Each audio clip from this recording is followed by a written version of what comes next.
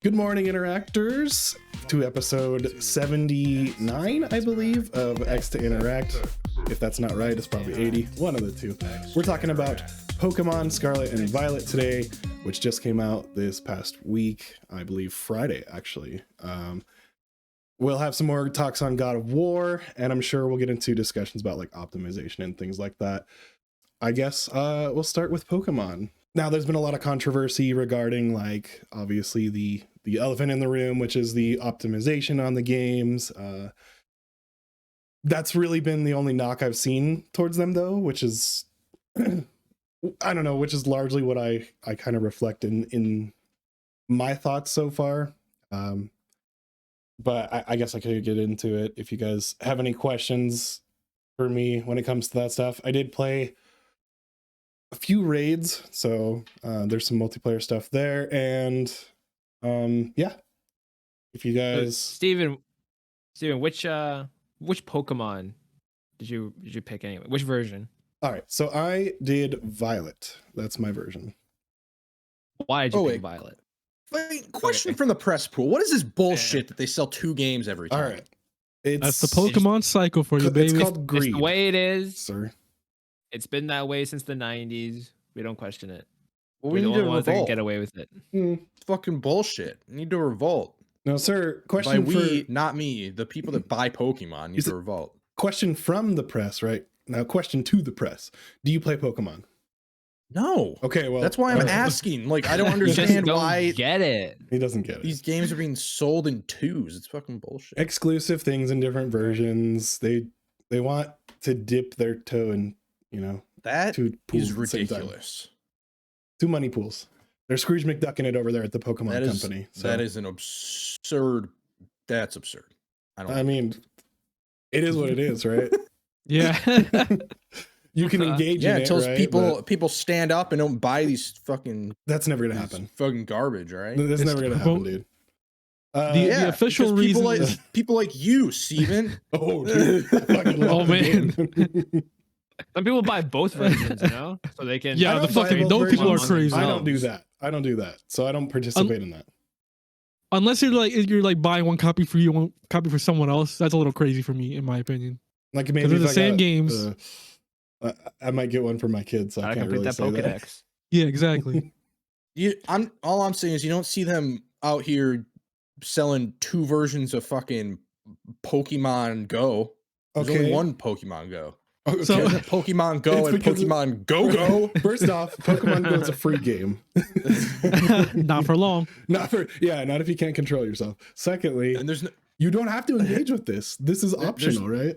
There's no Pokemon. It's Pokemon Legends Arceus. There's no Pokemon Legends My Ass. Time to kick Sam out and get Keenum. Ain't even no legendary. God damn it. In defense of the versions, right? You can, like, nowadays with the internet, you can just go on Reddit or Discord and find someone to trade with you, and that facilitates the community. Yeah, it's funny because that is true. I think that might have been like I would hope the innocent impetus for like different versions to begin, right? You have, they don't have all of them, so they're gonna have to go talk to their friends for the other ones. You know, sounds like this is facilitating a community of suckers. That's all I'm saying. All right. So anyway, all y'all that buy both games, you suckers. I don't think Sam realizes that the reason they make 2 versions is, 1, to promote trading, because each version of the game has different Pokemon in them. Yes, exactly. I think he does. He does. He's just being. I was getting it. Yeah, I think. I don't know. He said he never played a Pokemon game. I actually didn't know that. Yeah, that's like the main reason. Yeah. Okay. So you get like version exclusives. There's not another way that they could do that. No, you just trade Pokemon. No, obviously that can't be the case. No. Okay, Steven, let's talk about the big buzz about Pokemon, which is the performance about this game. Okay. How badly is it? So how bad is it? I mean, look, it's going to depend on how much you actually are paying attention to these kind of things when they come up, right? from the few TikToks I've seen, you cannot ignore it. That's TikTok, and it's definitely dramatized. I have slowdown. No. Yeah, no way. They're only getting the worst clips, right? And so they're taking those and they're showing them to online because it gets the clicks, right? What I'm saying is, or the fucking scroll ups because it's TikTok or whatever. Yeah, it's not as bad as you would think, especially if you're playing in portable, which is how I play most Pokemon games anyways. So I played a little bit docked, but really it is a little worse docked, which sucks. But you have pop-in, right? Which is probably more distracting than like the frame rate slowdown, I'll say. Because sometimes you'll get the one time it's bad, I think personally, that really gets to me is the lighting. Sometimes the lighting in different areas will pop in and out. Like, God. It'll flash on and off when I'm in a battle. Dude, that's the worst. And so like, it's like, that's the worst part when it comes to that stuff. I've dealt with like unoptimized games before, plenty. So, like I can deal with like pop-in of like assets and stuff, but lighting pop-in is just like so distracting. It's only during I hate that shit. It's only during the battles, right? Like if you're in a weird place, and because they don't have that dynamic camera anymore, or like the traditional one where it's just like, this set scene for this area is what you're gonna see when you battle. You see where you're at when you're battling, which I will say is pretty fucking cool. Like I as someone who's been playing Pokemon for a while, actually having the battle take place where you're at is pretty nice. Camera's a little wonky, but I'll get to that in a second. Long story short, just stick with the dynamic one. But as far as like, pop in, the game looks really pretty though. In their defense, like it's one of the better looking Switch games when it comes to like character models and actually texture work. I don't know. I feel when I'm putting the blinders on of like the what is it? You know how they have rendering distances? I can't forget what that's called. It's not field of view. It's level of detail. Level of detail, right? No. When you're not paying attention to like I would say like 2 steps out level of detail, right? Sure. If you're just looking at like your maybe fisheye lens there, it's really not that noticeable. But if you're like looking in the background or the city and stuff is, you're like, okay, that's kind of jank. But all that being said, it didn't affect my actual like play time. Like that's what I wanted to like really round back on, was that Pokemon, even with all those like it slows down sometimes when you're on your mount, and it has pop-ins occasionally. I really didn't notice as much as people said. Like I walk into a building and it's pretty much all there. Like I don't see what people are talking about when they walk up to it and it's like 2 feet in front of them, something popping in. It's like, it's pretty much what you'd expect. Like at least in my experience. I put in a tiny little clip in production details. I don't know if this particular bug happened to Steven, but I found it pretty funny. I've also heard that if you play this game for over 2 hours, the Switch runs out of memory or something and the game just crashes. No, I don't know if you can confirm that rumor. I can put that to bed. Nothing like that happened to me. And I'll pull up that production details one in a second, but it's like if you see it, you see it. I don't know, dude. I don't know if I can because I have it because it's gonna show production. Anyways, yeah, I don't think it's as bad as people say, man. I played again, mostly portable, but that's good. Yeah, that's how I've been used to playing Pokemon games personally. So okay, so I guess is that your biggest gripe with this game? Yeah, it echoes what a lot of people say is like if this would have, I mean, I would see a lot of reviewers say if this was optimized, it would have been like 5 out of 5 for a lot of people. So so do you think this game runs the worst because they actually tried to make it look better than other Pokemon games? Yes and no. And that curtails into like another part of it where it's like they're doing a lot new with this game too, other than just the open world in general, right? You have a lot of new systems going into this, so I feel like that's kind of not helping with if the people experiencing bugs and stuff. They're really trying to throw in the kitchen sink when it comes to like new features and stuff here, which I love, right? With Nintendo, it's always been like, or sorry, with the Pokemon company, it's always been like, all right, we're gonna throw in 1 or 2 new features in this game, but we took away the last feature of that one game before that everyone liked for some reason. We're not going to put it in this next one. They don't really carry that forward, but I feel like they've taken learnings from Arceus, and at least as far as like how you approach the Pokemon, which is nice, and how there's items in the open world, and I'm curious to explore different places in this world. I don't know if that was, I didn't play enough of Arceus, one of the two, to gauge an opinion on whether I'd like to actually exploring the open world. And then that's different too, right? It's actually open. Pokemon I think the only loading screens I get is when you're going into like a building, it'll load up the building like by itself. Other than that, I think maybe the school, which is like this big school city, like everything's based around this university that you go to. Other new features like picnics, which I thought was really cool because they do that in the anime, and they bring it to this one, which I don't know, you can lay out meals and stuff and take care of your Pokemon. I don't know. Oh, that's cute. I thought that was yeah.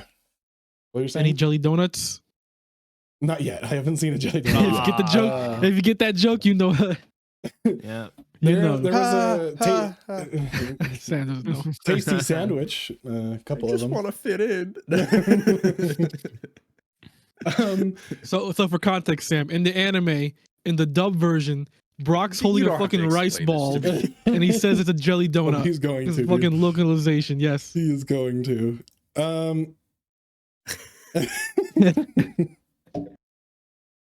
Oh, dude.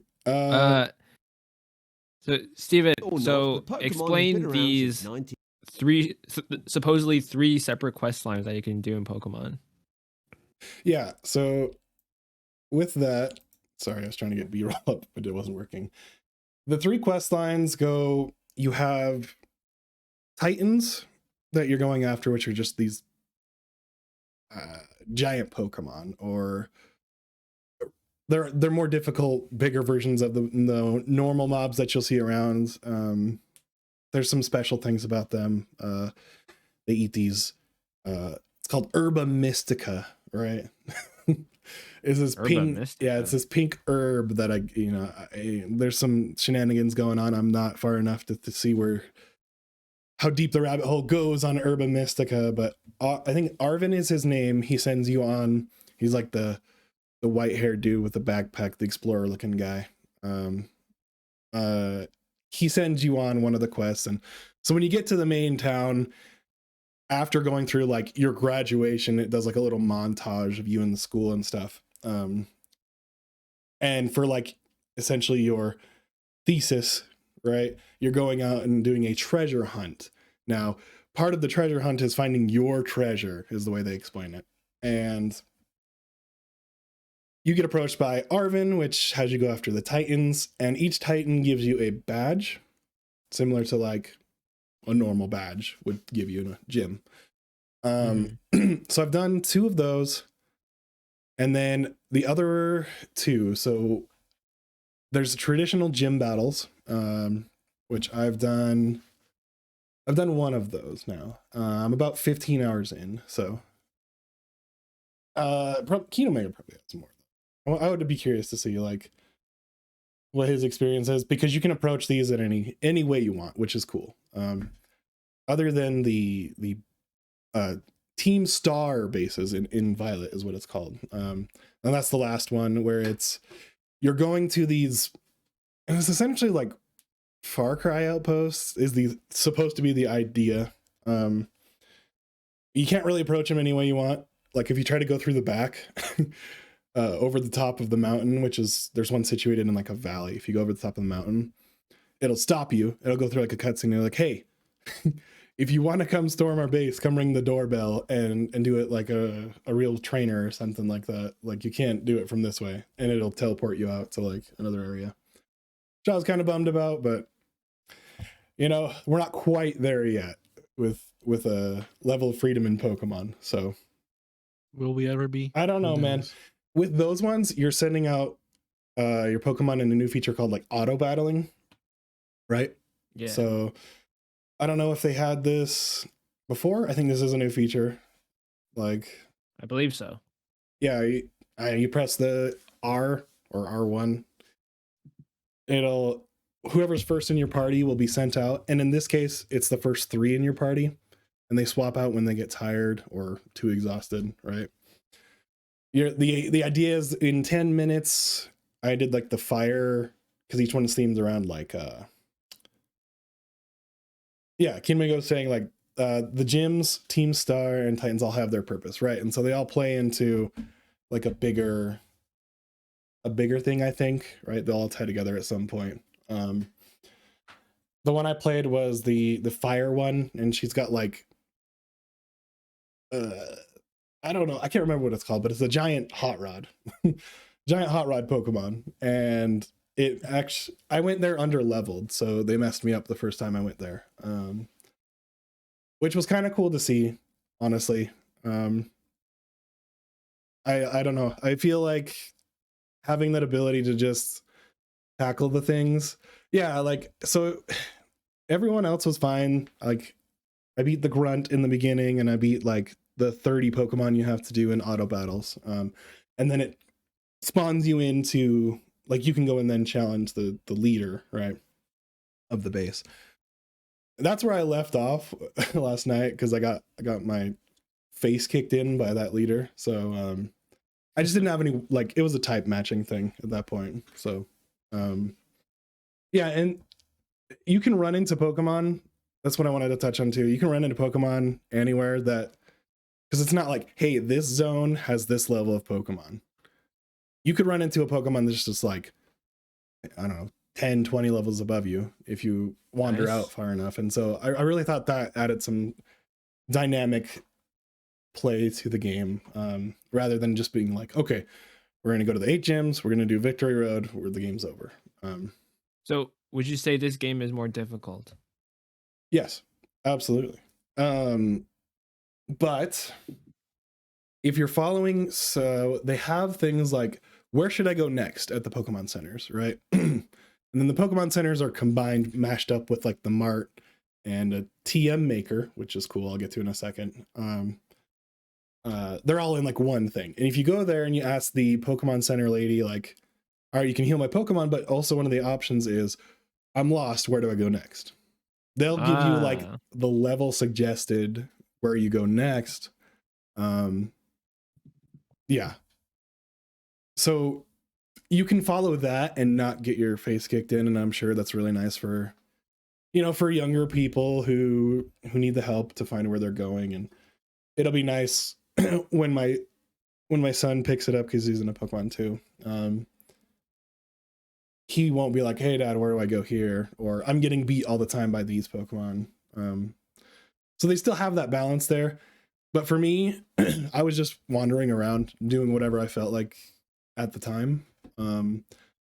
They have these terrestrialization is like their Dynamax of this game. And the gimmick. Right. And it's less of a distraction than you'd think, right? When it comes to Pokemon battles, they show it to you weird, because what I want to touch on too is the rival in the game, Nimona. She's actually really cool. Is Nimona an asshole? No, she's awesome. And that's the thing. Like, she's nothing. I mean, but she's not like, I don't know. She's more real with it. I feel like the writing is better to convey. Do you know what I'm saying? Like, because it's all in past games when they're positive like that, it's like, oh yeah, we're the best, let's do all the good things. Like, it's like, okay, great, let me just skip all this dialogue. No, she does kind of give you crap, and then but also it's like she's been the champion before when it comes to like Victory Road. Oh. So she's kind of rooting for you to do the same thing. She's living vicariously through you again, right? So after you would challenge, midlife crisis. Yeah, pretty much, right? And the weird thing about it, well, I thought was kind of strange, is like you're pretty short.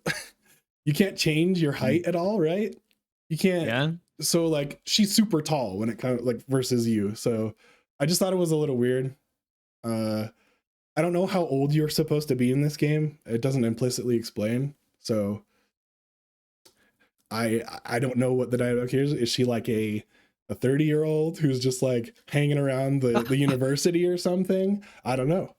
You know, I don't think she's a 30-year-old. I've seen the trailers. Yeah, maybe like late 20s, but like how young am I if I'm going to university, right? There can't be that. Is it a university though? See, I don't know that either, right? Like, or is it just like a private kind of school? I think it's a private school, maybe, but like the way they pose it as like a university, right? Kinomega says she's kind of starting over with you, which is weird. Yeah, I guess so. Which is just, I don't know how that works. Is she held back? She didn't graduate? Like, I'm really still trying to figure out that dynamic. Super senior. Yeah, super senior is what I'm getting from it. But she's cool, you know. The writing, I will say, overall is definitely a step up. I'm actually reading the things that are coming up when it comes to main plot threads, which is a different take than I'm used to. Used to just pressing A or B, whatever it is, to skip through the dialogue. I will say, make sure you put it on fast dialogue. Don't. I do that all the time. Yeah, all the time. Yeah, I didn't, and I'm like, this is so slow. Hurry up. You know, game for kids. I get it. But so I guess, yeah. Go ahead.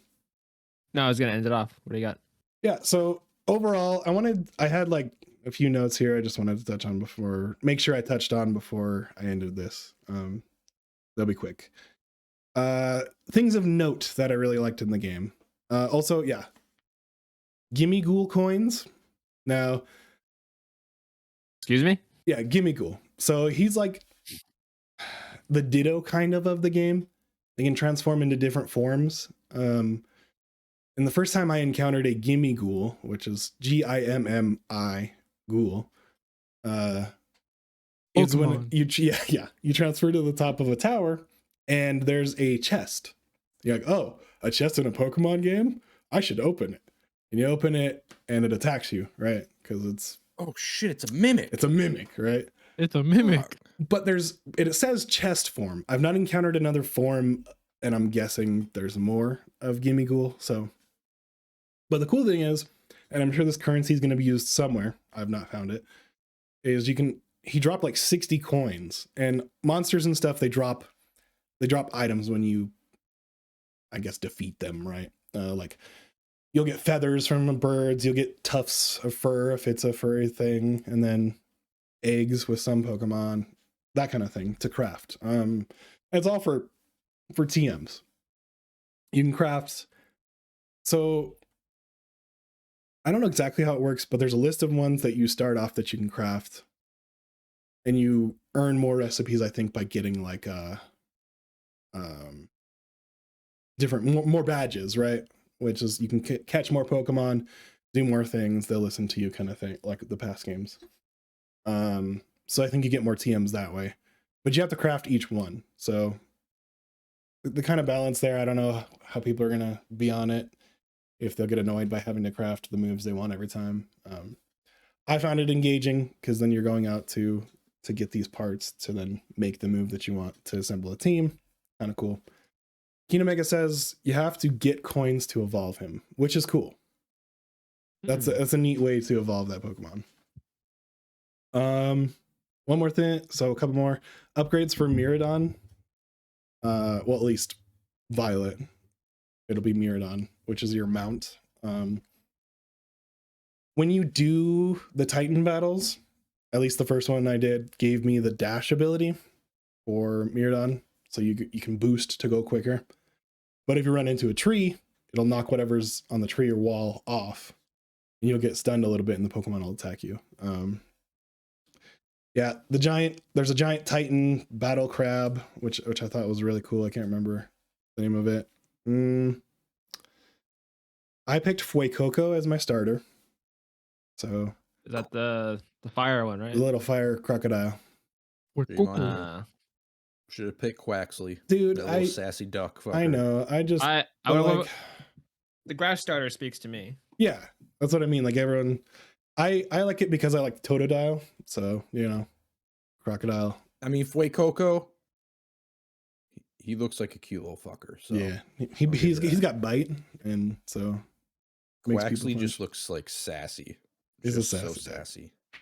Donald Duck.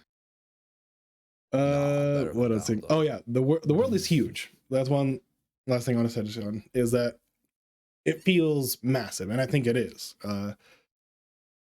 Traversing on the motorcycle will make it seem smaller, but you can fly anywhere you want. You don't have to use fly, right? Not anywhere. It's like signposts in The Witcher or something where you have to uncover that to fast travel it to it. You don't have to be at one, but you have to uncover those points to fast travel to them. But there is fast travel. It works pretty seamlessly. The fashion is the last thing. I was not able to find pants, and that's the one thing I wanted to say. I don't like those shorts, man. Can I change the shorts? So I've heard that the clothing wise, you really only have like the school uniform, just like in different colors, which sounds like a step back from the other games where like customization was a lot better. Yeah, I mean, I did get my glasses. I got my thick eyebrows. I got my, so the character looks a little like me, just like a younger version of myself. So, I guess that's kind of cool. I was able to get close enough to what I look like. So that was cool for me. Obviously, there's some preset stuff, and I really wish we'd just get a proper character customization thing.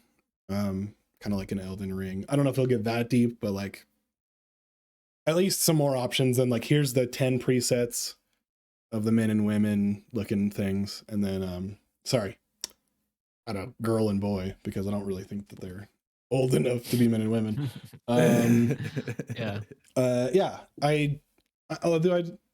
not mad about it, but like you said, what is it? Sword and Shield had better customization options. I really liked the customization in those ones. I didn't like the game as much. I'll say that.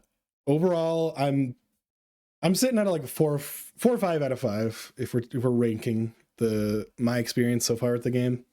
Might get worse, might get better, right? But that's my in progress thing, about 15 hours ish. So yeah, open world's great. A lot of the new systems are awesome. The performance holds it back ever so slightly, but it really, for someone, I kind of skipped Arceus and I didn't finish Sword and Shield. So like I played a little of both of those games, so I'm kind of lapsed. So maybe that's why it's sticking to me more, because I haven't been with each iteration. Yeah, but I'm really enjoying it, man. The performance hasn't, like, I don't even think about it when I'm playing the game. I stayed up till 3 a.m. this morning playing the game because I wanted to see what was right now around the corner. Yeah, exactly. And so I don't know, I'm working off that freaking Pokemon energy, man. Like I need to catch them all. In fact, I have it right here. Gotta catch them all. Yeah. Pokemon. If you like Pokemon, play the game. Play it. Or watch gameplay and see if it's really gonna, get on your nerves if the performance stuff is too much for you. But I really doubt it. So, yeah, it's not all that bad. All right. Yeah. I guess that'll kick us into our crossplay section. If you guys don't have any more questions about Pokemon before we go. Oh, the raids. More Pokemon. I'm sorry, the raids. I was going to touch on the raids. They're cool. They pretty much perform like they used to, right? If you played like Sword and Shield and those kind of things, where the nice thing is you can wander around in the open world with like 3 other trainers, and you can go pretty far. So it's kind of similar to, I'm not going to say Elden Ring, but it's similar to that, where it's like you can walk around and like just do whatever you want. Like they can go off and auto battle something. You can do that. But I think I haven't tried it for like big story things. We haven't tried like that kind of stuff. So I don't know if it'll kick them out like it would in like Elden Ring. It's like a big dungeon. Yeah, that's like my biggest question about the multiplayer. It's like, how in depth is it? Is it like just inviting someone and roaming around, or like can you like participate in wild Pokemon battles together? Can you co-op the game? You know, like besides the raids. Like, yeah. I don't know, like how in depth it goes. We walked around mostly, but I played for like 30 minutes with some friends, so it wasn't that much enough to get like. So we had missions in mind. We were just doing the raid battles. So I don't know. Like I would say I can get back to you on that part of it as I play more. Okay. The multiplayer stuff next week, but I do feel like that's not going to make or break my verdict on this. But yeah, yeah, it is nice to have like that ability because you've not seen it before. We can at least be together and wandering around and doing stuff. So I want like a co-op Pokemon game in the future. It doesn't even have to be like a mainline game. It could be like a spin-off or something. Just like something with like co-op. I want to see like how that would work out. Yeah, especially because they do multi-battles, right? So maybe you could do it that way. Like have a whole game based on double battles, and like you control your team and your partner controls your other team. So like just kind of like that. Kind of like the GameCube games where you can like do double battles through the whole game. Yeah. That remains to be seen, and I'll update you guys next week when it comes to that. Crossplay. I'm gonna let somebody else talk real quick. All right, I'm sure they want to talk about their God of War. Yeah, let's kick it to Sam. Okay. Yeah, God of War is the main game I play this week. Platinumed it. Hell yeah. Holy hell, there are secret bosses in this game that like the final two secret bosses are so hard. Like I think they're probably both harder than the Valkyrie Queen in 2018. Don't tell me that. One of them is definitely harder than the Valkyrie Queen in 2018. And it's like, Eric, some of the enemies will like armor up or whatever. Like, yeah, they'll have like an armor, so you have to use a specific weapon. So like sometimes they'll have like cold protection, so you have to use the Chains of Chaos. So this one of the secret bosses, like halfway through, just starts like getting like protection, and like it's different every time you fight him, so you don't really know what to expect. Okay. So like at the halfway, like when you get to half his health, he'll put up like his first. I think it's half his health. I think he waits until you have half his health down, and then he puts up one of the armor protections, and you have to get rid of it. And it's just like that makes like the second half of that of the boss fight just like so much harder. So it's phase gated then? Like you can't just completely obliterate them if you have damage, like high damage? If that makes sense, right? So like at a certain point they're going to be invincible, so that you have to do a certain thing rather than just continually damaging. Well, you just have to use a certain weapon. Okay. So like if they have cold protection, you have to use the Chains of Chaos. If they have fire protection, you have to use the axe. Okay, I was just clarifying because Destiny does a similar thing where they do like, all right, they're invincible for this point, and you got to do this thing. And I think like if they have cold protection and you use the Leviathan axe, I think it still does like a minuscule amount of damage. I think so. But at least for other enemies, like I've noticed it. Yeah, it's not like it doesn't do any damage, but it does very little. So you want to change to the other weapon, but you just like never kind of know what to expect, like which one it's gonna be in this fight. And it's just like, and so yeah, he doesn't do it until the second half, and so you like think you're doing all right, and then he starts doing that. It just drags out, like it makes the second half of the fight so much longer. It's very hard, and then the other one's very hard as well, but I was able to do them, and I was pretty pumped about that. They were easily the hardest part of getting the platinum. Like everything else is just like collecting stuff. There's no like, oh, do this to 45 enemies. There's no trophies for that type of shit. So it's just like going around collecting everything, doing all the side quests, which there are so many. Just like one of the rounds you unlock this fucking area. And it's like insane. Like hours and hours of side quests going on in there. And it's like you unlock that area kind of late in the game, so just like, all right, guess I'm doing this before I go. And but at one point I was just like, fuck it, I'm doing the main story, and then finished it, and then went around and cleaned up and did the platinum. I mean, yeah, pretty similar platinum to like the first one. Just gotta do everything. So as far as my thoughts on the game, it is incredible. It is my favorite God of War game. It surpassed 2. I think the main reason I think it surpasses 2 for me, is because it addresses my biggest problem with 2018, which is the boss fights. There's some great boss fights in this game. Damn. And maybe not as many as I would like. Like I feel like it's still like a few more maybe, but and that's why like in my overall like rankings of games, I couldn't put it over like Final Fantasy VII Remake. I have it just below. So this is actually my number. This is my new number 10. Like Dude, right now. that's pretty My good. new number 10 game of all time. Like I fucking love this game. The main like outside of the menus, because the menus system is garbage. And the compass is not good either. But I will say I started getting used to the menus the more I played. So it wasn't like atrocious, but like I still think they could have done much better with the menus. It seemed janky when I was looking at it. Yeah. And part of that is just because there's just so much going on with like all the different things you can equip. The compass is the one truly terrible thing. I just don't understand that the compass is completely useless to me. I don't know why they felt the need to have a compass really, because it doesn't do much for me in general. Even when I was like using it, I was like, this is just kind of making it more confusing. I think I'd just rather bring up like a map real quick.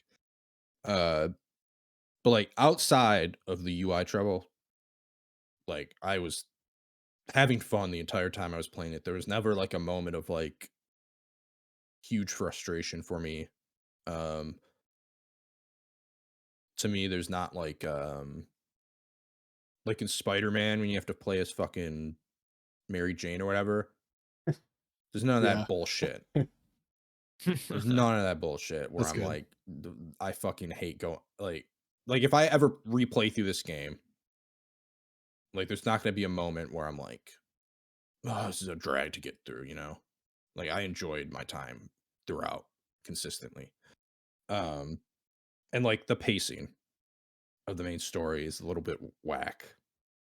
Yeah. But it's a big game. Like there are very few games that don't have pacing problems. Like I think and that's like the one thing that I would say is better in 2018 is the pacing of the main story. That was a solid, like it kept me going every time. I wasn't like, oh, this is kind of weird. This is happening at this point, or and even that has like missteps where it's like the Elven area. You go and explore some shit, and it's like, oh, I guess I didn't really need to do this right now. This is kind of throwing off the pacing of the story, but that's just the nature of video games right now, where the like every game, if it's not linear, then it's gonna have pacing problems for like most likely. Yeah, I want Like, to if it's not straight linear, it's gonna have pacing problems. Yeah, I want to comment on the pacing problems you were saying earlier. It kind of feels like a little. I don't know what's the best word for it, but like it's like aimless for like a couple of hours, where it's like this one thing happens. Okay, now you're gonna go do this other thing, and now you're gonna go do this other thing. It kind of feels like a cartoon show where it's like one episode is about this thing, and then the next episode is completely unrelated. Yeah, and so like that's what it kind of feels like a little bit. So you have filler episodes. So like that's then. that's the thing in 2018. 2018 has such like a strong like pull. Like you know what your aim is. You know what you're trying to do. You're trying to spread Atreus's mom's and Kratos' wife's ashes on Jotunheim. Like that's your goal the entire game. This game, you don't really have a goal, which is like kind of part of the storytelling because you're not really sure what you're like. Like, what do you do after you've done this thing? You're still not really sure what your next move is, like throughout the entire game. You're trying to figure out what to do, and like, and part of that is like does set up like it, or it feels like it's separate episodes or whatever. Yeah. And I know exactly what you're talking about, Eric. Yeah, that's what it kind of felt like to me. And then like you hit like the final couple hours, and it kind of feels like it's going so fast. Yeah, and like that's the reason I think like as much as I like again, it's my like 10th favorite game. Like I fucking loved the video game. Because I liked everything that's there. Like I liked the content. Yeah, the pacing's off, whatever. Like that's not my biggest concern. I think the combat, the just the overall like gameplay outside the combat, and, like the world that's built, the characters, I think that all makes up for like the pacing issues, which like maybe if I played just the main story, I don't know how it would feel because the pacing would feel different just because like and that's the thing. Pacing's gonna feel different for everybody that plays the game because they're gonna play it differently. Like you don't like some people are just gonna ignore the side quests. So maybe the pacing's better for them, you know? Right. Maybe it isn't. Who knows? I don't because I didn't ignore the side quests. I fucking went and did like I did most of them because like, they're engaging though, right? So. That's the thing. Is that and that like for the most part, like obviously you have like in the first one you had the Valkyries that you fought. Yeah. Where it's just like gonna go fight this Valkyrie. You have a group of bosses like that. There's 12 of them that you just find around. So there's like that. Even that's got like a story behind it. It's like not too great or anything. But real quick, I wanted to ask, like, as far as side stuff goes, collectibles was something that like kind of sucked to do in 2018, but like how is it this game? I wouldn't say it sucked to do, but okay, to keep track of, I mean, like it wasn't the actual doing them wasn't bad, but like to keep track of like the ravens and things like that was, I don't know, it just became a little cumbersome. Actually thought, see, I kind of disagree because the map does a really good job of breaking down like what areas you need to find things in. Was that with 2018? Yeah, there's like a checklist and everything. Wow, I'm just dumb then. And it's the same, it's like the same exact way. Like it breaks it down. It not only breaks it down by like realm. Yeah. Like but within by, like, the realm, area. It breaks it down by like region of the realm. Shit. I guess so. No, like going around collecting everything wasn't even that hard. There was a couple I had to like look up a guide for. Okay. Maybe that's what it was. Maybe it was like couldn't track which one I had gotten or something. I don't know, but yeah, like for the most part, like it breaks it down pretty well. Okay. So it's not too hard to like collect everything. There's just a lot of collectibles. Yeah. Like in a lot of different types of collectibles. I think we talked about it last week. There's these poems that are really cool that like reference the the other PlayStation games. Yeah. Is it obvious or is it like they do it pretty well? Like over the head? How is the writing on those? Obvious. Okay. They're pretty Some of them are. Some of them I have to like be like, what is this? Like, what is this referencing? Well, especially because like they have a like a graphic of a book and it has like the symbol that kind of gives away most of the games. Really? Yeah, I don't think I've ever noticed that. Man, that's funny. Yeah, because like because it's like, what the fuck is this? Because I didn't know what the MLB one was. Because I just wasn't thinking about MLB. And I looked at the logo and it like kind of gave it away. I was like, oh fucking A. They literally just did MLB. They reference MLB the show. What a weird thing to do. Yeah, I fell in love with this game. It's incredible. You platinumed it. So yeah, I platinumed it. I mean, I platinumed Horizon, so that doesn't really talk about the core of the game. Even though I loved Horizon, fair play, but just not as nearly as much. Yeah. I liked Horizon, not loved. And the ending made me cry. It's a good ending. It's a good ending then. Made me cry. The multiple times. One out of like kind of sadness, I guess, bittersweetness. You're like, the experience is over. One out of like joy and like Oh my god, that is an incredible, an incredible moment that they have kind of been like I don't know that it was super obvious that they weren't like obviously like building to it. Like it wasn't beating you over your head, but like there are moments throughout the entire series where they've kind of referenced this idea.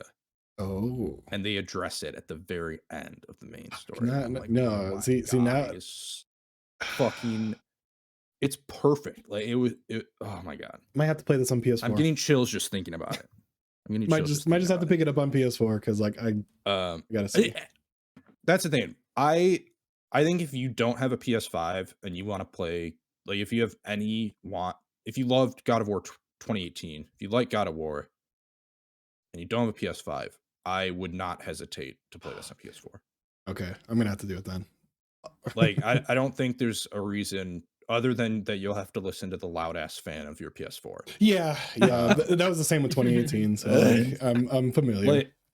Like sure, like the fast travel will take a little bit longer because the load times I'm assuming will be longer, but who knows? Because like Ghost of Tsushima load times on PS4 were fucking fast as hell. I wonder if I could use my SSD for that. Anyways, would help. Maybe. Yeah, that would help.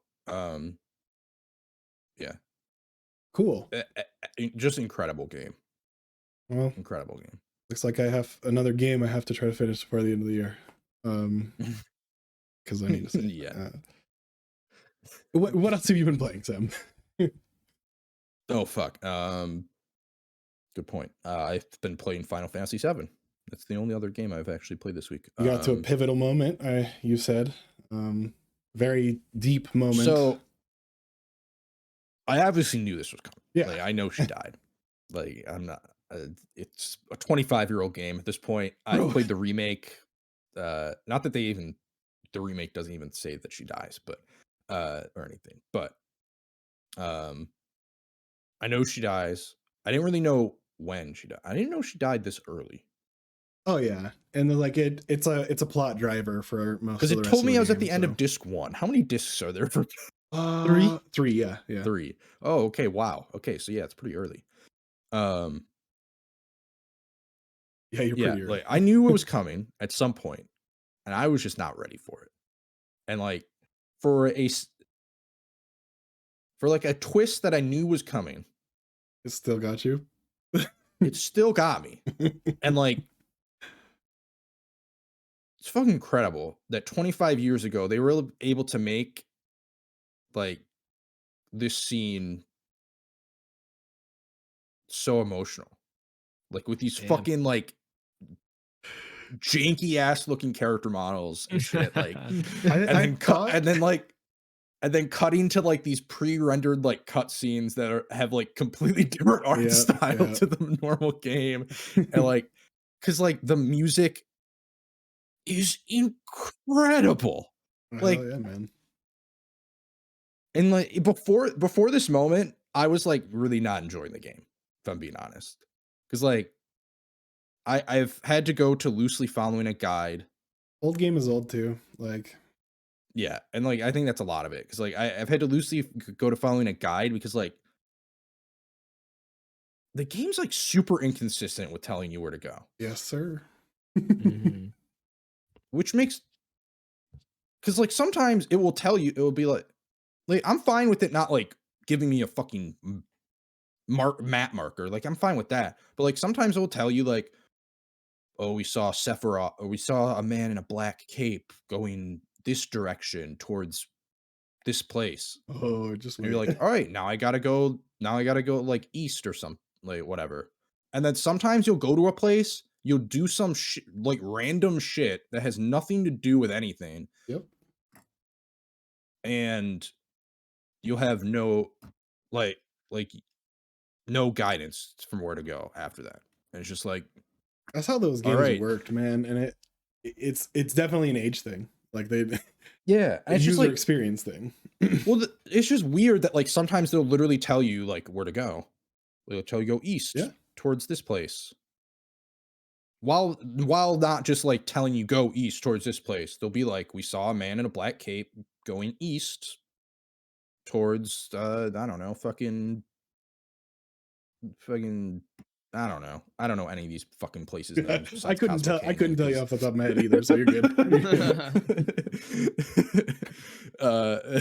Just quality of life things where it's just inconsistent. Like, yeah. And it's just like, I don't know. So far, this game has just been like after Midgar, it's just super like aimless. Not really aimless because you know what you're trying to follow Sephiroth. Yeah. It's just like you're kind of wandering around to these different places, like doing like random ass shit. And like I guess they're kind of like side quests, but not side quests. Some of them are side quests. It doesn't help that you also have the remake to have a comparison, this is true. Right? So this is true. Yeah, once you like leave Midgar, it's kind of like, all right, what are we doing here? Just kind of wandering around for a while, which makes me curious. Barrett with his past, how they're gonna go Cosmo Canyon, help fucking Red 13. Oh God. Oh God, you're dredging up some memories, man. I'm not. But but the thing is, I will say the world of Final Fantasy VII is incredible. Yeah. The world building is just up tier. Yeah, it is great world building. So if you can suspend your disbelief, you can get over the weird like squares everywhere. the pants on Eris. Yeah. So yeah. So have you done like any of the side content?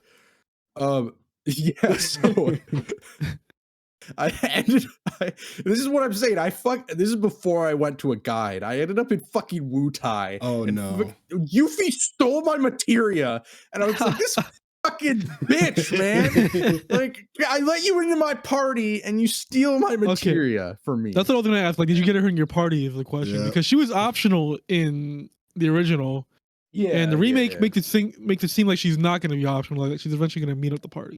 Well, that's cool. Yeah, well, I think that's like that's a more modern thing where you know, you're not gonna make a lovable character like optional. Yeah, I mean, like that's I like came kind across of her pretty early, so okay, and like that's kind of a problem I have with like these older games, or just like RPGs in general, where like sometimes the side stuff doesn't really, or no, the main story doesn't really account for the side stuff that you do. So, like for example, in Final Fantasy VII, if you recruited Yuffie, you're still not gonna really see her in the main story stuff, like in like the CGI cutscenes. You're not gonna see her. Yeah. In the main stuff like that, you're not gonna see her. The same thing happened in Yakuza Like a Dragon. There's an optional character you can recruit, and like they're non-existent in the main story at all. Even if you have them, like you do not see them in any cutscene at all, and they're just like hanging around, I guess. They just disappear. Huh? Yeah. Oh, are you talking about that? Okay, I know who you're talking about. Management minigame. Yeah. That character you get from that does not exist anywhere besides that.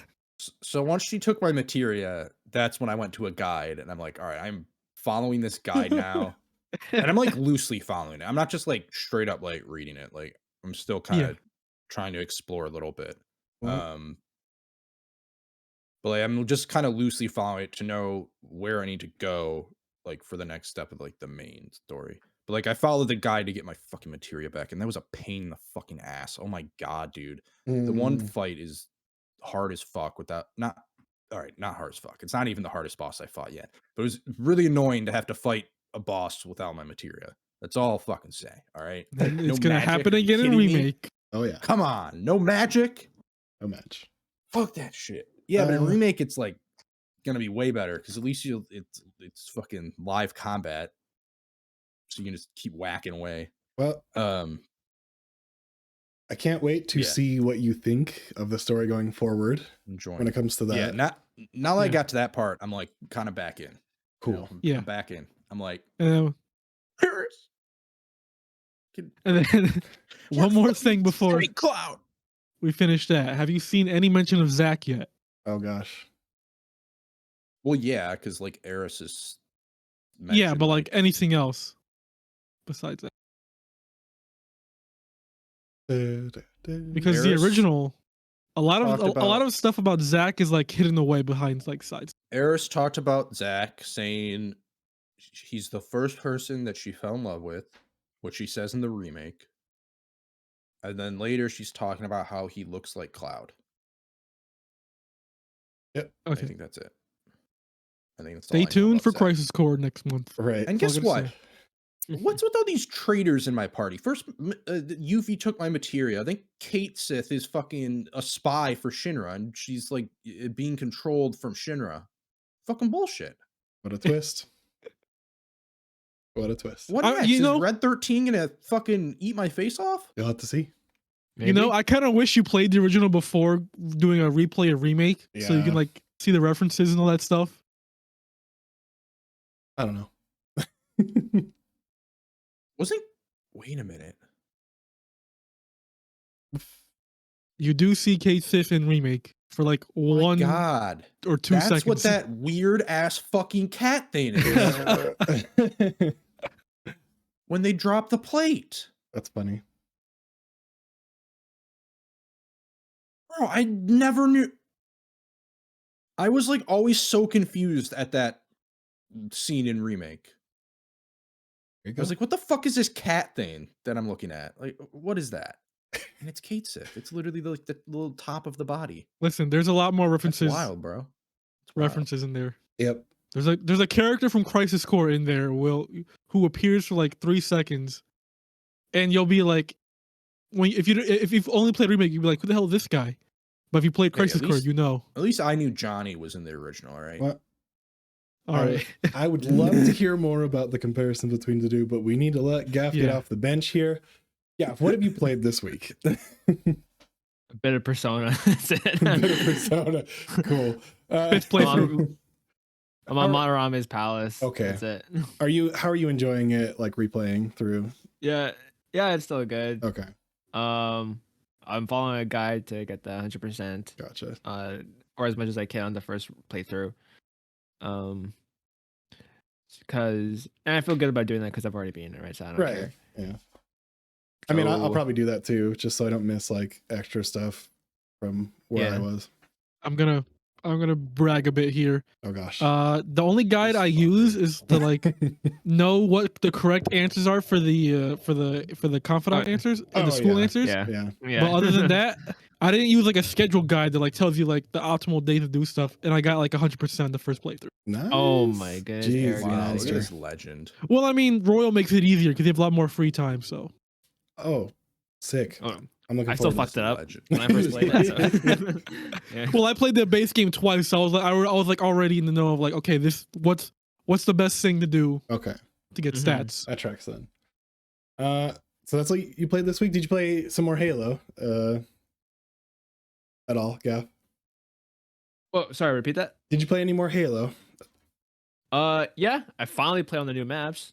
Yeah. What Argyle and something else. What do you think? Yeah, they're fun. One of them's kind of asymmetrical. Or one half has both bases have a main cannon that jumps you to this island that is only accessible through main cannon. So I think that's a neat spot and a cool way to flank. Some interesting people, some interesting fights go on there. So for sure.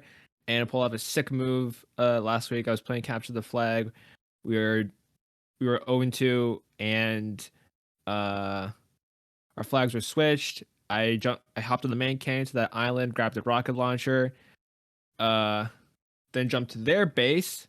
Saw 2 people on their base defending the flag, like with our captured flag. And while I was flying, I led my 2 shots. Bam, bam, killed them both. Returned the flag, got the flag, ran it back to base, stole it, tied the game, and then eventually we won. Oh, yeah. So that was a MLG pro moment for me last week. Nice. We need to catch some co-op, like the co-op campaign. If you have not played through that, was that finally out? Have you had any drive to play through? Is the thing, like you've beaten it, right? I assume so. No, I have had no urge to go back and play it, which is sad. That's where I've been too, and it sucks. Like I'd rather finish Persona than play through Halo Infinite again. Yeah. That's a bummer about releasing separate, and that's what I was worried about, like the way they did it. What happened to Mass Effect? Persona. What happened with that? Oh no, you bastard! Hey, I played an hour and I realized this might not be for me. Oh no! Wow. Oh no! I know, man. Wow. Get that on like, Game Pass, I was right? like, Yeah, but I tried on Game Okay, Pass. Don't yeah. worry. Boo. I was like, oh no, what's wrong with me? No, Why aren't I having fun? It's played still, an hour of Mass Effect and already determined you were. it's still kind of an old game though, too. So to be fair, there's some things. I'm still that just surprised I don't- played all three of them back to back. How the fuck did I do that?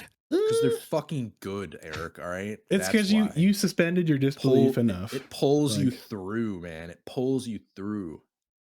All right, let's be real though. There's some dry areas Pulls on the heartstrings. in the first there's one. not. In the first one, Oh, yeah, yeah. Like there's some slow parts where it's like, dang. Well, I mean, having to go to fucking every planet. Well, you know, Yeah, using the Mako in Yeah. general kind of sucked. Yeah. using the Mako, yeah, the Mako. But yeah, Mako. Like I can romance It's aliens not in Mass Mako Effect, energy, bro. It's Mako. or I can romance anime women in Persona. yeah, So yeah. I Flavor picked of the one. week. Yeah, but there's blue alien. There's a blue alien Mass Effect, Yeah, which you haven't met yet because you've only played an hour. it's true. Did you even finish Eden Prime? No. Oh no. Okay, come on. You got to play a little more than that. A little Oh, more than that. God. Little. Yeah, I will say in the future. First of all, Definitely- I think you would like 2 and 3 more, just because it's like more Yeah. action, like Probably. combat. But Probably. 1 is really good because it's really good, like setup and like world building that sets up the rest of the trilogy. yeah. Eric, what have you played? We already talked about God of War, so I don't need to go back into. Yep. But I've played. Hold up. Oh no. Here Little we go. little game called Sonic Frontiers. You know what I mean? Scenic. Yeah. Sonic Frontiers. And Eric, how much did you pay for it? $40. Too much. Too much. So I'll buy it at like 25. When did it come Literally- out? 2 weeks ago, right? 2 weeks ago. Woo! Yeah. Yeah. Yeah. Yeah. Literally day before God of War. It's a good time So to yeah, release that I was game. definitely talking about it on the podcast last week, and I was like, I'll get it if it's on sale. Literally right after the podcast, Wario on 64 sale. notification was like, "Yo, Sonic Frontiers, $40 on Amazon and Walmart and GameStop." I was like, "Go to Walmart and pick You it up." ask and you receive. Sega's like, we got Thanks, you, homie. Wario. We got you. Um, Yeah, Sonic Frontiers beat it last night as well. Gonna get the platinum because it's not even that hard to get the platinum. So this isn't a very long game then. Like, I mean, it's a platformer, and really, you're not gonna get too long. yeah, from but out it's of like those, you know what I mean? quasi open world, isn't it? Like, how is that? Think of it kind of like Mario Odyssey a bit, Okay. where you're in the open world and you have a couple of collectibles to collect. Your main goal is to get the Chaos Emeralds in each island to fight the big Titan boss singing as Supersonic, and then you go on to the next island after you do that. And so to get the Chaos Emeralds, you gotta get these keys, and to get the keys, you gotta play these cyberspace levels, which are kind of like the traditional Sonic like generations, colors, kind of levels where you're speeding through Okay. the levels to get the best time. The collectibles inside the levels themselves. So each level has like I think it's 5 objectives where you try to get an S rank, finish the level just in general, finish the level with a specific amount of rings, and then finish the level with the collecting all the red rings. And then doing those get you the keys to unlock the Chaos Emeralds. But to unlock the levels themselves, you have to get these things called portal gears. And to get the portal gears, you have to fight like the enemies out in the open world. And so that's how you would go up to the enemies and fight them. Then you get the portal gears, and they would give you the portal gear XP to unlock more skills, because this game has a skill tree, and like it's not really the most impressive skill tree, to be honest. I finished most of it within the first island. It's really not impressive, to be honest. It's not that great. I'm shocked. Yeah. Shock. Because all it really is just like unlocking more moves for combat, and like some of the earlier moves are like the best moves to do anyway, so it doesn't really matter. Dang. Yeah. And so like you can also get XP, or not XP, you can upgrade Sonic's attributes like his speed stat, his attack defense stat and like how many rings you can hold. His ring total doesn't really matter at all, so that's like one you can ignore. Attack and defense, it is kind of noticeable because like attack will help you defeat enemies faster. Defense, you lose less rings when you get hit. And then speed stat, Sonic goes faster when you have a max speed up, of course. And the way to level up the attack and defense, it's easy. You just collect these collectibles like that are like seeds of attack and defense. That's easy to find. You bring them to this hermit Coco dude, and he'll level you up immediately. The more annoying part is the speed and ring stats, because if you have to collect these little creatures called Cocos around the islands. That's not the bad part. The worst part is when you go to upgrade them to this guy, he does it one by one, and it's so fucking annoying because there's trophies tied to getting your speed stats at max, and they're at level 99, and you have to keep hitting X to be like, okay, I want to level this up. I want to level this up. I want to level this up. And it's so fucking annoying. It's really fucking annoying. Because the attack and defense, you just bring the seeds to this one dude, and he does it all in one shot. And so you can like stack up on the seeds, and he'll just like level you up all the way to your max level. The speed and rings are just like one by one. It's really fucking annoying. That's kind of ironic considering it's speed, right? So you would think. It's like so bad. I don't know what the fuck Sonic Team was doing about that, but you know what's funny about Sonic games, man, and the ones that get me, and it's always been a common theme, is that they don't know how to handle speed, right? They have his speed, but it's never consistent. And so I don't know. So it's weird here because like when you're leveling up the speed stats, but like it doesn't matter in the cyberspace levels, which are the traditional levels I mentioned earlier. Yeah. The cyberspace levels are all set speeds. You have a set max speed. The speed stat you're leveling up is only for the open world. And so you're in the open world, you're collecting all this stuff here. You're collecting memory tokens for Sonic's friends who are trapped in like these little prisons or whatever. And so these things are like scattered throughout the entire world. Like there's so many of them. A lot more than you actually need to complete the story. And so you're just like traveling around the world and you're picking this stuff up. And then once you get all the keys, you get all the Chaos Emeralds, then you fight like these big ass titans as Super Sonic. And let me tell you, I did the first one and I was not expecting the music to go so hard. It was like some metal rock music that like if you ever played Metal Gear Rising Revengeance, like out of something like ripped out of there, and it's so good. I did not expect the soundtrack to go this hard. I'm gonna be honest. So the soundtrack is good because that's another thing with Sonic games. Like they always kill it with soundtrack. So yeah, the soundtrack is killer. I will say there is 2 points where I got annoyed yesterday. Where I was on the third island, and to get to the Titan boss fight, you had to do this fucking pinball mini game. And oh my god, fucking Sonic has a history with pinball. All right, I understand it. But like, why are you making it fucking mandatory? Wait. Yeah, Sonic Spinball or whatever it's called. Sonic has a history with pinball? Yeah, like fucking like Steven said, Sonic Spinball back in the Genesis. Oh, there was another pinball one as well. I believe there was a mini game in Adventure. Yep. And then there was like a pinball DLC in Generations. Yeah. Now is Sonic the ball? Yes. Yeah. In those games at least. In this one, he's not the ball. Oh, what? But come on. Yeah. Come on. It's really weird. He's not the ball in this one when he's in the ball and everything else. But yeah, so the fucking, oh my god, you have to get, so it's like standard pinball. It's like a small board. It's not even like a complex pinball board. It's like your two bumpers, or your two flippers and a couple of bumpers and like some rings for your points, right? You have to get a score of 5 million, first of all. And then you have to hit the ball into like the top-ish corner of in the top-ish middle part of the map to progress it, right? So, and you only get 3 tries. And if anyone knows how pinball plays, you know, sometimes it'll just hit the area where you can't do nothing about it. And it's just fucking annoying. And so cue the pinball wizard music. The pinball, yeah, so it's fucking annoying because like you only have your 2 flippers and you really can't control the ball after that. And so I would be like doing good, and then all of a sudden it hits the side where you can't use the flippers. It'll be like the gutter area. Is it's not like Yoku's Island Express where it's good. You ever played pinball? You can't control the ball, bro. Like I mean, but you have multiple flippers around the fucking pinball machines, and like from what I've there's played. There's only 2 in this one. Is that Yeah, what you only you're have saying? 2. So, And like you have that side. Some only have 2. Yeah. Some only have 2.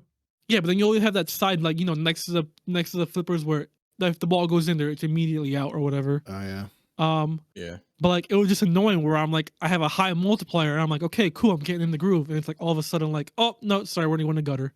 Bang. Just gotta be better. Yeah. Gotta be better. I would be less mad about it if they like maybe cut the score in half and you didn't have to hit the ball into the certain spot after you get the required score, because there was one run where I got the required score and I was like, okay, cool. Am I done? And it's like, no, you have to hit the ball up in this area. And then right after that happened, right after I got the score, I got the fucking gutter ball on my last ball. I'm just like, what the fuck, man? I will tell you, so if you've played these involved pinball machines, some of the crazier ones, to unlock certain things is very, very archaic and like, all right, you have to do this thing 3 times on this way, and then you have to hit this roundabout, then hit this bumper, and then a story event will happen, but you don't get the score for it if you don't do the thing for it. So I used to have like this PS2 pinball game, and it had like some crazy ass machines. I remember one had like, you had to like, there were different like letters around the machine, and you had to like spell out a like some word or something, and it would then it would unlock this like fucking bonus thing that you could then hit, and it was like super hard. Yeah. It was like this super narrow gap that you had to hit the ball into to get to the bonus thing. It was just like some pinball machines are just insanely ridiculous. Like Sega has a history with arcade too, so maybe I see Keen Omega in the chat asking like how long the story is. I beat the whole game in about, I want to say like 14-ish hours. I gotta double check like the exact amount, but it's not bad. Around there. So like every time in the islands you also have like little challenges you can do just to uncover the map, and like they're very basic. They're either just like get to this point within a certain amount of time, or do or fill this puzzle out where it's like these certain blocks in the floor and you have to what's the word I'm looking for? Clear it out all in one go without like jumping or like backtracking, like one of those kind of puzzles. Okay. Jump rope parrying, stuff like that. Simple puzzles, and they unlock the map. So the way I would do it is that I would unlock them, try to do all the challenges first to get the whole layout of the map, and then go get the portal gears and the keys for the Chaos Emeralds and stuff like that. Because once you unlock the whole map, you can like unlock fast travel to teleport to different portals and stuff like that. But yeah, go ahead. Are there more rings in Sonic or more moons in Mario Odyssey? Well, the thing is, you're not collecting the rings. The rings are kind of like what you use for your life. Basically, they're kind of like the coins in Mario. That shows you how much I know about Sonic. Yeah, the rings are the equivalent to coins in Mario. That's basically what it is. Yeah, no, you're mainly going. Your main goal is to collect the Chaos Emeralds to fight the big bosses in the Chaos Emeralds. Yeah, and there's 7 in each island. Oh, okay. And how many islands? There's 5 islands, but one of the islands is like, it's like a weird interlude island where you're doing a specific one task and that's about it. So there's really only 4 main Titan bosses or whatever. Then, yeah. Interesting. But then if you play the game on hard mode and you do the final boss, you unlock like the true final boss. And let me tell you, it was a fucking disappointment.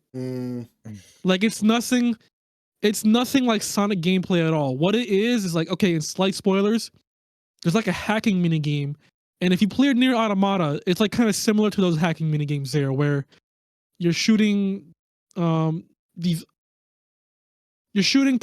It's like what is it, like a shoot 'em up game, like Arkanoids or whatever, right? That's what it's called. A shooter, kind of like that. Like Steven, you've played near, you know what I'm talking about. Yeah, kind of like where you it's those hacking mini games. Okay. It's literally a rip off of that, and like the whole final boss is a rip off of that, and it's like really bad. Dang. It's really bad. Like I was like Nier for some help. I think they ripped off. I think they entirely ripped off Nier in the worst way for that. Interesting. Where it's a fucking bullet hell and it's bad. Have you played the Pathless? Oh no. Ooh, you should play the Pathless because I feel like you would like it. Because like of what I've seen from Sonic, it seems like kind of similar. I don't know. Yeah. Like definitely. That being said, but I know I'm like throwing like a lot of nitpicks around here and there, but I do like the general structure of the game. But it's just like some of the things are like they have to like smooth it out. I said it to someone before. This is the best 7 out of 10 game I played this year. Cool. I mean, that's good praise, especially for a 3 out of 10. game. A lot of 7 out of 10s. What are the other 7 out of 10s you've played this year? It's true. I got no idea. That's how 7 out of 10 they are. That is another episode. Exactly. That is another episode. Yeah. But, yeah, I mean, like it's a Sonic game for me. Like, no matter how bad they are, I always enjoy playing them. Where would you rank it with the other Sonic games? Right. That's tough. I need to think about that. But like in the past decade, so I think it's the best game ever since Generations, which was like, what was that, like 2011? I think it was. Yes, I think so. Yeah, so I think I don't think it's as good as Generations. I'll put it right below it. Okay, what I would do. Still worth a play then, I guess, if you like Sonic. Because I think those cyberspace levels they're pretty good. The physics in them got me off guard a bit because they don't control like Generations, even though they're kind of like the most similar to that. It's really weird because Sonic's boost isn't really a boost in those levels. They're more like okay, he's gonna run faster then. It's really weird. Oh no. And then like wait, what? It's not a no. boost, but it makes you run faster. If you've played Sonic games, like you know how the boost he runs in significantly more faster. And in this game, it's just like he runs like slightly more faster. It's not as fast as those other games are. Still sounds like a boost to me.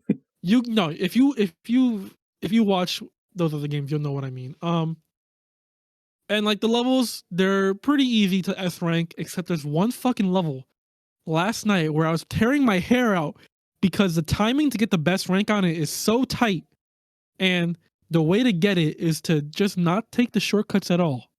And I'm just like, why? What? That's what a shortcut is for. You have to take a shortcut to go get the better time. But yeah, I enjoy my time with it. I'll get the platinum. The only thing I hate about the platinum is that you have to get every one of his stats to max. So his speed and ring stat are just going to be like, okay, hitting X, hitting X, hitting X, hitting X, hitting X. Take note, developers. Just give me a select all or a turn in all. Yeah, exactly. Turn in all. And like they did it with like the attack and defense upgrades, but like just the speed and rings. I'm like, why is this a thing? Also, fishing minigame 10 out of 10. All right. Oh, whoa. Okay, wait. You've been sleeping on that fact. Okay, whoa, there's a fishing minigame. Yeah, there's a fishing minigame that you can do that can like negate all the collecting, because you can just fish and then turn in the rewards to get all the tokens you need. Wow. So that's what I'm doing for the speed and ring collectibles, because like you collect these cocos around the island, but like you can just do the fishing minigame and get a lot more of them a lot quicker. So there's that. What are you saying, Sam? I think you might have to buy Sonic. Oh no. Because you can literally collect the portal gears or the keys through fishing. You don't have to do all the open world stuff if you don't want to. Yeah, you can just fish. I'm a sucker for fishing minigames. Stardew Valley has a good one. Just like Steven's a sucker for Pokemon. Oh yeah, dude. I'm a sucker for like it's really weird that you can just negate all the other open world stuff and just fish. That's funny. Red Dead. They probably knew. Kirby. They put it in there. Kirby and the Forgotten Land. And I appreciate it because that's how I'm getting the platinum. I'm just gonna keep fishing and I'm gonna use those tokens, because the fishing's not even hard. You just hit X and then you like fill out a little ring and that's about it. Nice. And you got like some peaceful music in the background. So there you go. Well, I can't wait for you to platinum the game. I'm sure you can't wait. I mean, I got like 5 trophies left, so it's not even that bad. There's not a single game out there that isn't better without fishing, you know? I know. Far Cry had fishing in it? Fishing minigame makes every game better, is all I'm trying to say, right? All right, but I rambled on enough about Sonic. Yeah. I don't know. But it seems like if you like Sonic, maybe check it out. Yeah, if you're a Sonic fan, you'll enjoy this game. Cool. I'm going to touch on one thing, make it really quick before we get out of here. Warzone 2. Now, this was the other big thing that came out like this week. I won't go too in depth on it. I've played maybe, I would say roughly around the same time I've played a Pokemon. I'm really enjoying Warzone 2.0. Now, and the biggest feature I wanted to bring is the prox chat, the proximity chat. A lot of funny clips come out about this. A lot of bad things. Like if you're streaming, you gotta be careful with that, of course, because slurs. Yeah, a lot of slurs. Yeah. Oh yeah. It's almost guaranteed that you're gonna get one because it's Call of Duty. A lot of sexual phallic references. That's guaranteed. You just hop into a pre-lobby, you probably hear one of those. Classic. And mothers. And mothers, yeah. Yeah. A lot of the word bitch been thrown around. A lot of the word, it's just like the worst thing. The denizens, right, of the internet have freedom to be nasty because this is why single player games are the best. Right? And here's the funny thing, right? Is that's like the lobbies, right? That's what the lobby is just chaos. And I swear to God, pre-lobby, when you join in, Kino Mega says you don't think he's going to stream it. I was watching Kino Mega play yesterday. Yeah, he is not good. He's really bad. Join the club. I was actually doing pretty well in that one. I was averaging like 8 to 10 kills a game, which is crazy, but yeah. So I'm really enjoying it. The prox chat is like in the pre-lobby, it sounds like when they tell you what the sounds of hell, the voices of hell sound like, where it's like, and it's just like everyone's talking at the same time for no reason, right? And then the only thing that sticks out is the racial slurs and the swears, right? And you're just hearing fuck N-word. Oh my God. It's just like, oh my God, mute all, right? And to mute all, gracefully they put in a mute all button. Gracefully. Oh my God. But the problem with that is because the game's fucking buggy. If you mute all, sometimes if you go into your match, if you're trying to be in prox chat with your teammate, it won't unmute them. It won't unmute them when you get back in there, so you can't hear them. Oh no. So I had that problem. I had a couple times where the UI would just be nothing. There's no heads up display, nothing, no radar, anything. That's called immersion UI. Hardcore. No. Speaking of UI, I didn't get a chance to play the game yet, but like I loaded up like the main menu. Holy shit, is that so bad? It's so bad. The UI just in general is confusing, and the battle pass is just obtuse for no reason. Like, all right, you have to get these things, but the weapons, you now have to go get high value contracts out of the battle pass to actually unlock the node to get to the next node that's connected. It's overly complicated. Sam, you said that God of War UI is bad. I think this is worse. It's a step back from Warzone 1. Way bad. I will say, yeah, the positives though, prox chat, the stories that come out of that are just hilarious. I had one guy immediately started shooting me, and so I'm like, don't shoot, I don't even have a gun, right? Like I have a friggin' Magnum, he's got like a M4. Like, at least let me grab a gun. And so like, no, fuck you, right? And so he starts shooting me, and I'm like, dude, that's not even. He's like, oh, actually, you're right, dude. You want to team up, right? And so that happens more often than I thought it would. People actually want to team up if like you're not being a fucking dick, right? So they'll want to team up with you more often than I thought it would, and they give you the option to request to join nearby teams, right? So it's like cool. on the ping option, so you hold that down and they can accept or deny, obviously, but we ended up having that happen where, all right, I tried to join the dude's team, but it was full. He had it with other people, and then I'm like, crap. But he's like, all right, well, good luck to you, and we went our separate ways. We didn't kill each other. So that had never happened ever in Warzone 1 because of, they didn't have prox chat, so you couldn't necessarily verbally negotiate with these people who would normally just kill you before. That's cowardice. It's funny because later we saw this person. We split our separate ways. Then we eventually went back up with him, and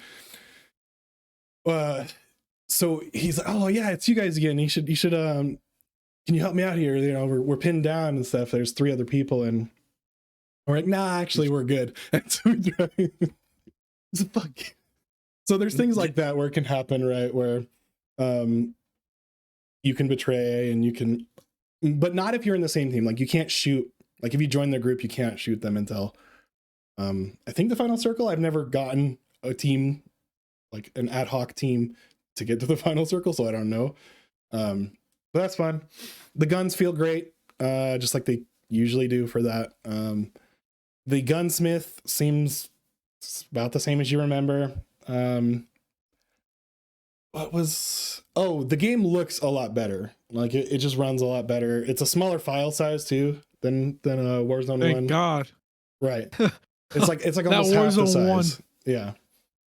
That Warzone 1 file size takes up all like your 60 something gigs on Xbox, but that's with downloading, you're downloading essentially Modern Warfare 2 to get access to it. But yeah, I mean, you have that. The proc chat is really the biggest feature. You can swim in water, underwater, which is really cool. Adds like a level of like Navy kind of combat to it, right? So you're going under. I've killed someone from under the water, which I don't know if you should be able to do, right? Because if you're underwater, guns don't really perform the same. So yeah, you got to suspend your disbelief a little bit there. Loadouts work completely different. They're much harder to get the full loadout, like perks and everything, than before. Kino Mega, we're gonna squad up today if you want to. I'll squad up with you. But you can pick your primary weapon from a buy station, and that you can get that way. But you have to do like strongholds, which are like they're PvE areas inside this thing where NPCs, which are actually pretty tactical. Like sometimes they're dumb and they just stand there like right around the corner when you're just staring right at them. They won't do anything. But if there's enough of them, it gets really overwhelming. If you're not paying attention, they can catch you off guard and down you. Yeah, so there's that with the strongholds that's how you get like the perks that you can, but you can't buy the perks from the buy stations. UAVs are limited. So like if you go and buy, I think it's like 2 per station per person kind of thing. I don't know if it's per person, but you can't just spam UAVs now, like in the last one, or you can just kind of break it if you have enough money. The pacing of the game changes immensely because of the loadout, the way they set it up. I prefer it. A lot of the ground guns are not that bad, so it's nice, and everything seems to be fairly balanced. There's some minor broken stuff, but I assume that comes with balancing in every kind of game like this. DMZ, which was the beta that came out, I played like a couple matches of that. That's interesting. I did and I'll probably post this clip later, but I got all the way to extraction. You do like quests, and so it's like Escape from Tarkov. There was another game I can't remember, the one that came out recently where it has proc chat and stuff. I can't remember. Anyways, it's like Escape from Tarkov. The NPCs, they're the same as the ones you encounter in Warzone with the strongholds, but they're like everywhere. And it amps up a lot higher. So you go in with specific missions, you complete the missions, then you extract. Obviously, if you bring in like a contraband gun that's not like one that you own, but you pick up, you can lose it if you die and don't extract. So there's that risk reward there. It's kind of interesting. Played like 3 matches, but the third match I played was like, I got all the way to the extraction and we're waiting for the helicopter, but we're prone. And I didn't think the helicopter would crush us. The chopper crushed both of us because we're prone, and it just lands right on top of us. And we get downed, and we can't extract because we're dead. And so that was really frustrating because it took us a while to get to that point. But it's kind of our bad. I just didn't think like it would do that. I don't know why, but you do know if a helicopter lands. Yeah, no, right. But it's gonna kill you. Yeah, I don't know why I didn't think that was the case, but it was pretty funny. Yeah. So that's Warzone, Call of Duty. I mean, they have a lot of good improvements. I think the prox chat adds a lot to it. So jump in if you haven't already. If you like Warzone, especially if you like Verdansk, the map is definitely a step up from Caldera. So there's that. Anyone have anything else they want to touch on? I guess I played some Rogue Legacy too this week. I got to the second boss, but that's it really. Anyone have anything else before we go? That's all we got. Nope. All right, so no episode next week. so be wary if you're listening, watching. Happy holidays. American Thanksgiving. American Thanksgiving. Thanksgiving happened a couple months ago for you? Like 1 month. 1 month ago. There we go. I remember things. And with that, thank you all for watching. This was episode, I think. I'm not even gonna say the number. By the way, but our next episode, December 4th, is our Game Award predictions episode. Yeah, keep your eyes out for that. So. Follow us on Twitter. We have a website, podpage.com/x2interact, where you can find all the links. And that's it for today, interactors. You go and interact with your games. Have a good time. See you next week. Bye. I still can't get used to that.